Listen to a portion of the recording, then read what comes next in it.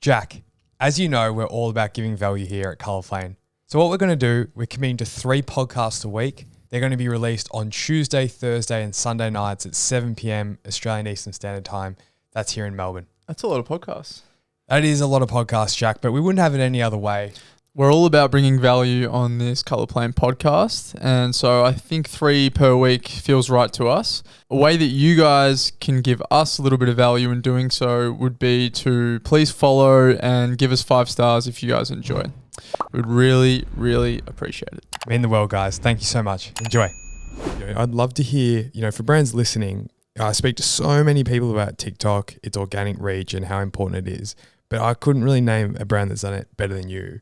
I would love for you to tell us your strategy, a little bit on how you begun with TikTok, and just dive in on it for us.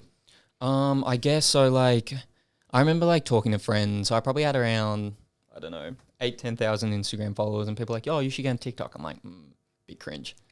I also I really didn't want to show my face. I just wasn't about it. I didn't want to make me the kind of focal point for it. This is what's so interesting because on your Instagram, I've been following your Instagram almost from day one because we've, at Push Pull, we kind of started around the same time and I'd always seen your brand, but I didn't know who owned this brand. You were the opposite, right? Because Push Pull was our faces every single day, where yours was just kind of products every single day. I was like, this is interesting. So we're very opposite in our approaches, yet where I'm tying this in is your TikTok is your face a lot. So I've never really seen your face on your Instagram, but you've put your face all over the TikTok.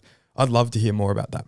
I guess it's more because when I first started posting on TikTok, it almost looks kind of spammy. If you come across a video, it has 3 likes, there's no face to it. You're like, is this a drop shipper who's trying to sell something and don't want to put their face behind it? Right. So I was realizing that I had to put my face in it, which was kind of my mates rib me and whatever, but... Such a tall for you. Was that hard for you? Because, for 2 or 3 years you didn't do it on Instagram. Now you've got to do it on TikTok, this crazy app where, 14-year-old girls are dancing.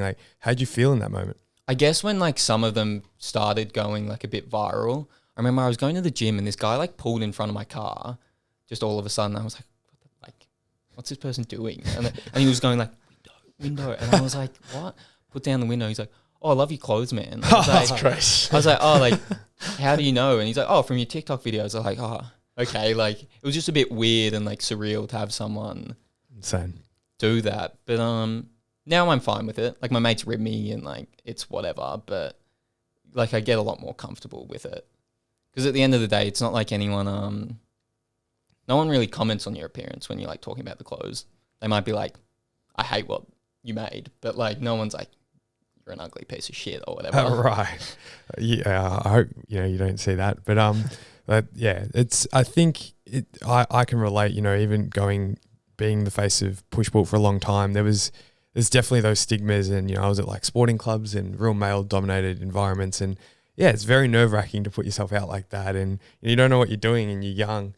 So definitely props to you for doing that, man. And I love it. I think when people go all in like you did and put your face to the brand, you build such a great trust. I think that's why your TikTok's so incredible. And, you look at I've seen a lot of your videos, you'll be sketching, on your iPad, but then you'll be showing your face and it's very relatable. So dude, you've done an incredible job there.